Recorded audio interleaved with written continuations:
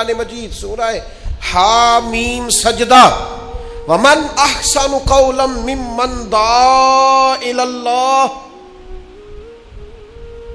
میرا رب فرماتا ہے اس سے زیادہ کس کی بات خوبصورت ہے جو لوگوں کو اللہ کی طرف بلاتا ہے.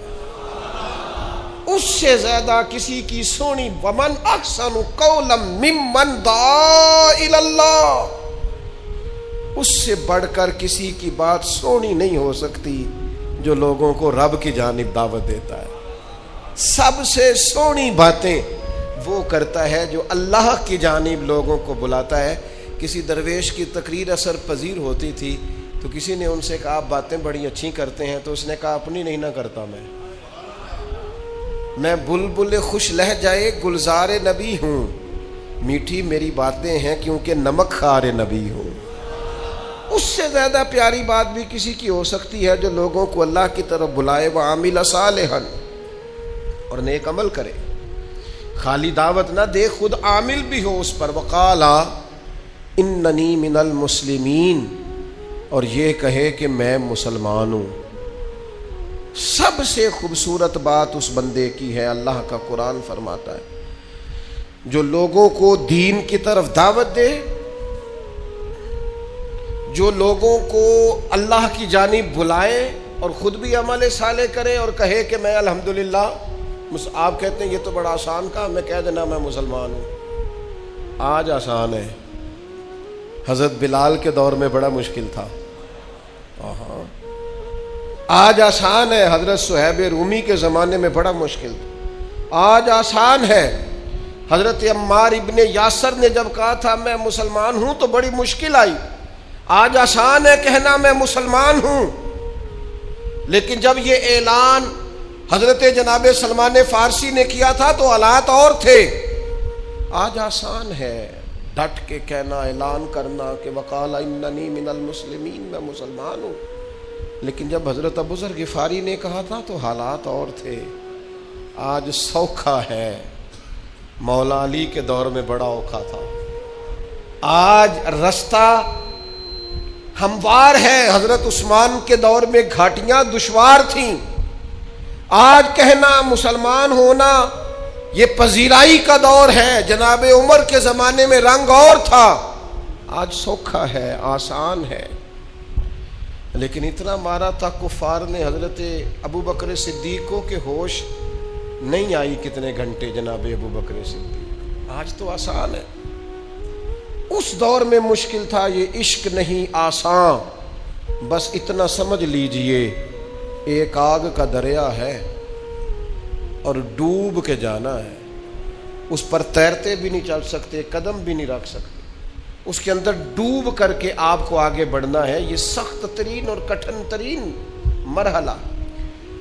تو اس سے بڑھ کر اچھی بات کس کی ہو سکتی ہے؟ بھائی اس پر مفسرین نے بڑا کچھ لکھا. کہا اس سے مراد انبیاء ہے، سب سے سونی بات نبیوں کی. اس کے بعد اس سے مراد علماء ہیں، سب سے خوبصورت بات علماء کی جو دین کی طرف بلاتے ہیں. پھر اس سے مراد مجاہدین ہے، سب سے سونی بات مجاہدین کی جو کہتے ہیں کہ آ جاؤ دین کی طرف، نہیں تو پھر جہاد تو ہوگا اعلاء کلمت الحق کے لیے. اور سیدہ عائشہ صدیقہ رضی اللہ تعالی عنہ فرماتی ہیں یہ جو آیت ہے نا ومن احسن قولا ممن دعا الی اللہ، سیدہ عائشہ فرماتی ہیں اس سے مراد وہ لوگ ہیں جو اذانیں پڑھتے ہیں.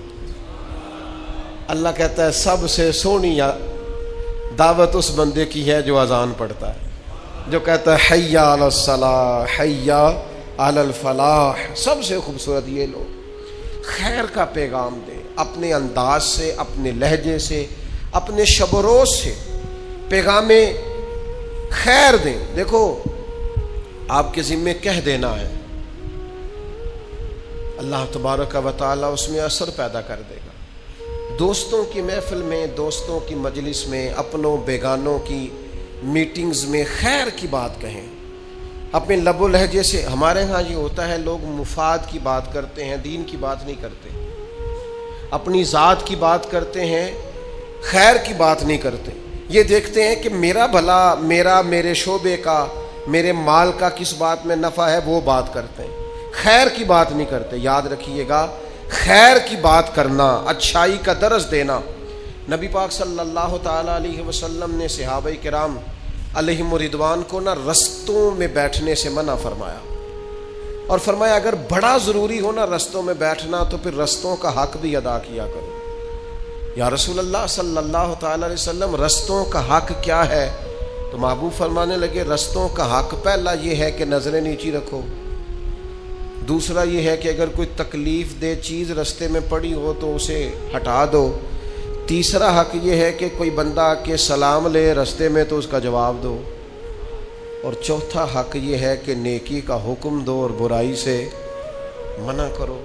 تم لوگوں کو خیر کا، اگر رستے میں بیٹھے ہو تو پھر تم اس کا حق ادا کرو، پھر آنے جانے والوں کو دین کی بات بتاؤ، پھر ملنے والوں سے پیغام دین دو، پھر تمہاری طبیعت اس طرح کی ہو کہ تم قائل کر سکو، تھوڑی تھوڑی لوگوں کی توجہ کراؤ، کہو یار یہ انداز ٹھیک نہیں، یہ لہجہ ٹھیک نہیں، یہ تیرا چلنا ٹھیک نہیں، تیرا اس طرح سے رستے میں موٹر سائیکل کھڑی کر کے اور رستے کو بند کر کے چلے جانا یہ ٹھیک نہیں ہے، یہ تیرا انداز گفتگو کا، اونچی آواز میں بولنے کا، یہاں ارد گرد بہنیں بیٹیاں بھی بستی ہیں، یہ تیرا طرز ٹھیک، نہایت اچھائی کے ساتھ، نہایت خلوص کے ساتھ، نہایت محبت کے ساتھ، قائل کرنے کے انداز میں، سمجھانے کے انداز میں، تعلیم کے انداز میں لوگوں کو تھوڑی توجہ دلائی جائے۔ رستوں میں اگر بیٹھنا ضروری ہو، ہمارے ہاں کیا ہوتا ہے، اب تو خیر وہ رواج نہیں، کبھی دیہاتوں میں لوگ رستوں میں بیٹھتے تھے تو آنے جانے والے کو تبلیغ تو نہیں کرتے تھے، البتہ آنے جانے والے پہ تبصرہ ضرور کرتے تھے،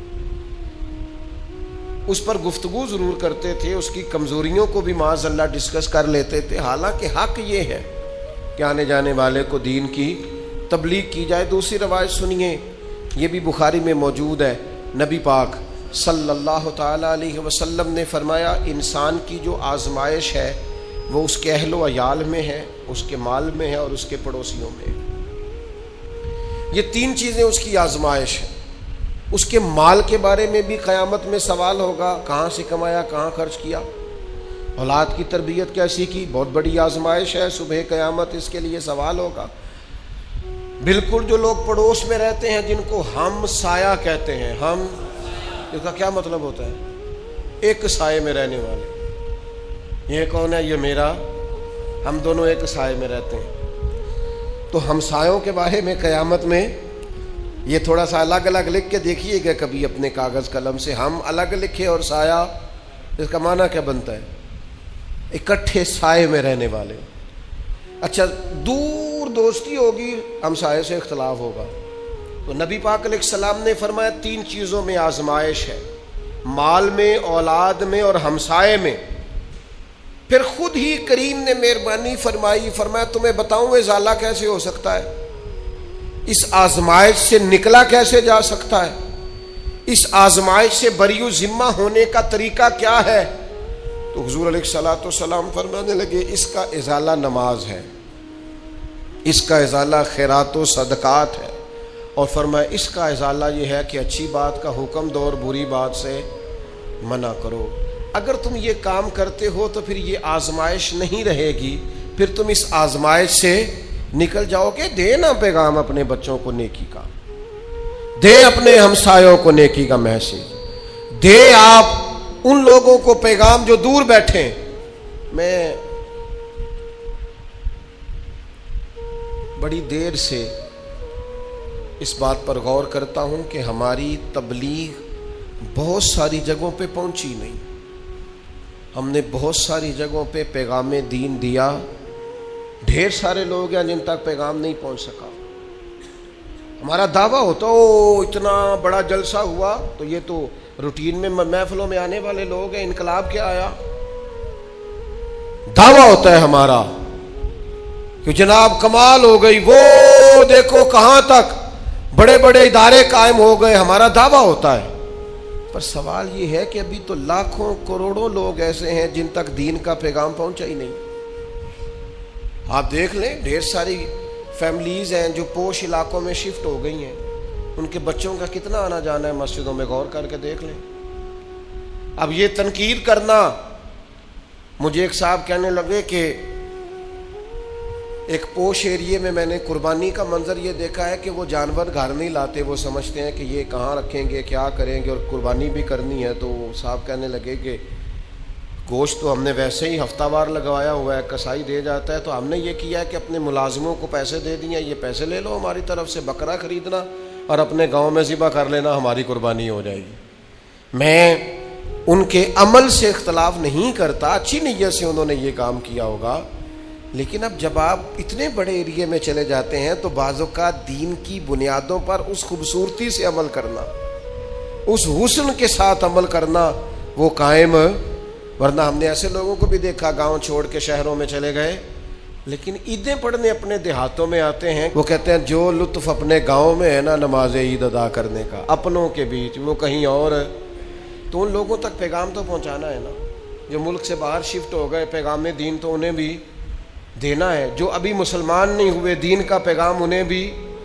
کتنا بڑا فریضہ ہے تبلیغ کرنا، کتنا اہم کام ہے لوگوں کو دعوت خیر دینا، اور یہاں لوگ اس اہم کام سے غافل ہیں۔ اب جو تقریریں ہمارے ہاں ہوتی ہیں نا، جو کانوں کی لذت کے لیے خطاب ہم سنتے ہیں، وہ تو داد امداد کے مسئلے ہیں میرے بھائی، وہ تو ہو مجھے مزہ نہیں آیا، اونچا سبحان اللہ کہو گے تو بات چلے گی، تو میں نقطہ دینے لگا ہوں، تو میں کئی دفعہ تو اسٹیج پہ بیٹھے ہوتے ہیں تو ڈر آتا ہے، نقیب محفل گھوم کے ادھر چلا جاتا ہے، پھر گھوم کے ادھر آ جاتا ہے، کیوں ہونے لگا کہ اندر ذرا تگڑے ہو جو میں جملہ دینے لگا، تو مطلب وہ میرے جیسا دیسی آدمی تو سمجھتا ہے پتہ نہیں جملہ دینے لگا ہے کہ بم جلان لگا ہے۔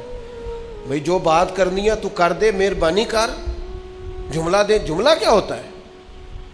آپ کیوں جملے تراشتے ہیں؟ آپ نے آیتیں ساری سنا لی ہیں قوم کو، کیوں ضرورت پڑ گئی آپ کو جملہ تراشنے کی؟ آپ نے احادیث ساری سنا لی قوم کو، اقوال اصحاب سے آپ نے آگاہ کر لیا ہے امت کو، کیوں ضرورت پڑی آپ کو جملے تراشنے؟ جملے نہ تراشیں، آپ کتاب و سنت کی روشنی میں اللہ کے بندوں سے گفتگو کریں، لوگوں کو پیغام میں دین دیا جائے، دعوت خیر دی جائے اچھے طریقے سے، اچھے اسلوب سے، اور قائل کیا جائے کہ یار یہ خیر ہے، یہ شر ہے، تھوڑا سمجھایا جائے، تھوڑا بتایا جائے۔ کتنے بڑے پوسٹر لگتے ہیں ڈینگی سے بچاؤ کے لیے، ملیریا سے بچاؤ کے لیے، فلاں فلاں۔ او میرے بھائی تھوڑا سا تو آپ کو کام کرنا چاہیے گناہوں کی بیماری سے بچاؤ کے لیے۔ یہاں تو گناہ نفسیات پہ سوار ہو گئے، لوگوں کی ذہنی سطح اس طرح کی کر دی گئی ہے کہ معاذ اللہ گناہ کرنا، گناہ کے قریب جانا آسان ہوتا جا رہا ہے۔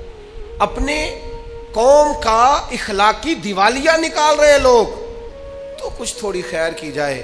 آپ انداز دیکھیے رسول پاک صلی اللہ تعالی علیہ وسلم کے سمجھانے کا۔ میں کبھی کبھی سوچتا ہوں کہ جتنے لوگ نفسیات پہ ریسرچ کرتے ہیں وہ سارے کبھی چھوڑ جائیں نا، اور صرف مدینے والے محبوب کی حدیثیں پڑھیں۔ اتنی ذہنی نفسیات کے قریب بات ہے کہ انسان کو نہ کسی فلسفے میں الجھنا پڑتا ہے، نہ اسے معنی کی عمیق گہرائیوں میں اترنا پڑتا ہے، نہ اسے جملے توڑ کے دوبارہ جوڑنے پڑتے ہیں، نہ اسے سیاق و سباب کی زیادہ آزمائش سے واسطہ پڑتا ہے۔ سیدھی سیدھی بات، اور سیدھی سیدھی جا کے ٹکراتی نہیں، چھوتی نہیں، غلام کے دل میں بیٹھ ہی جاتی ہے، ایسے جیسے جگہ لے لی ہے، اور ایسے جیسے پہلے سے گنجائش بنی ہوئی تھی محبوب کی بات کے لیے، وہ سیدھی جگہ پکڑتی ہے۔ حضرت ابو ذر رضی اللہ تعالیٰ عنہ بیان کرتے ہیں کہ کچھ غرباء نے آ کے عرض کیا، ضعیف، کمزور، مالی طور پر کمزور لوگوں نے، کہ یا رسول اللہ صلی اللہ تعالی علیہ وسلم، امیر لوگ تو ثواب سارا لوٹ کے لے گئے، یا رسول اللہ صلی اللہ تعالی علیہ وسلم، نماز تو ہم بھی ان کی طرح پڑھتے ہیں، روزہ رکھتے ہیں، پر وہ اپنے زائد مال سے صدقہ کر کے ہم سے آگے گزر جاتے، تو وہ تو آگے گزر گئے۔ تو کہتے ہیں حضور سید عالم علیہ السلام نے بات سنی تو حضور تو موتی رولنے لگے حکمت کے، کریم فرمانے لگے تمہارا کیا خیال ہے، تم پیچھے رہ گئے ہو صدقے میں؟ حضور فرمانے لگے تمہارے لیے بھی صدقہ ہے، ہر چیز صدقہ ہے۔ یا رسول اللہ کیا کیا؟ فرمایا تسبیح پڑھنا بھی صدقہ، تکبیر کہنا بھی صدقہ، تعریف کرنا بھی کیا مطلب؟ سبحان اللہ کہنا بھی صدقہ، اللہ اکبر کہنا بھی صدقہ، لا الہ الا اللہ پڑھنا بھی صدقہ، الحمدللہ کہنا بھی صدقہ۔ اور حضور فرمانے لگے نیکی کا پیغام دینا بھی صدقہ، گناہ سے منع کرنا بھی صدقہ۔ تو لو نا ہر وقت لوگوں کو پیغام دین دو۔ تھوڑا سا نا کسی کام کے لیے بھی انسان کو نا تھوڑی مشقت کرنی پڑتی ہے، کوئی بھی دنیا کا آپ کام، یہ واعظ و نصیحت ہے، ممبر پر بیٹھنا ہے، بہت سارے لوگوں سے کہتے ہیں آپ بات کریں، کہتے ہیں جھجک بڑی آتی ہے، تو میں کہتا ہوں ٹھیک بھی ہو جائے گی وقت کے ساتھ، آہستہ آہستہ جھجک بھی اتر جائے گی۔ آپ لوگوں کو تھوڑا تھوڑا توجہ تو دلائیں، تھوڑا قائل تو کریں، تھوڑی طبیعت تو لوگوں کی مائل کریں۔ کہہ دیتے ہیں کئی دوست، اور وہ جو کہتے ہیں وہ حق پر ہوتے ہیں۔ یہ آپ نے اس نوجوان سے تکبیر کہلا دی ہے، ایک تو اس نے پینٹ پہنی ہوئی ہے، اوپر سے داڑھی چھوٹی ہے، اور اوپر سے سر بھی اس کا ننگا ہے، تو اس سے آپ نے اقامت کہلوا لی، یہ بڑا غلط کیا۔ تو میں کہتا ہوں اسے شروع تو کرنے دو، آنے تو دو نا، تدریجاً ساری چیزیں ٹھیک۔ نبی پاک علیہ السلام تدریجاً دین بتانے کا حکم دیتے تھے۔ تدریج مشکل لفظ ہے، حدیث پاک سناؤں گا تو آپ کو آسان لگے گا۔ تدریج کے ساتھ، یکدم نہیں، تدریج سے۔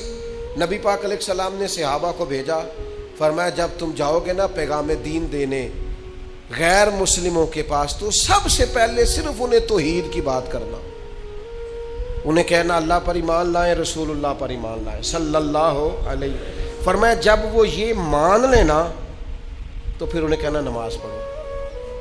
کوئی نہیں سمجھ آئی آپ کو؟ نماز فرض ہے نا دین میں، لیکن جاتے ہی نماز کی بات نہ کرنا، پہلے کہنا کلمہ پڑھیں، مسلمان ہو جائیں تو آپ کہنا نماز پڑھیں، اور فرمایا جب نماز کی عادی ہو جائیں تو پھر زکوٰۃ کی بات کرنا، اور فرمایا جب وہ زکوٰۃ دینے لگے اور تمہیں کہیں کہ یہ مال ہے، بکریوں میں اور اونٹوں میں اور جانوروں میں اکثر زکوٰۃ لی جاتی تھی، تو حضور فرمانے لگے زکوٰۃ لینے جانا تو ان کا عمدہ مال نہ نکال کے لے آنا، حالانکہ بہترین مال خرچ کرنے کا حکم ہے نا۔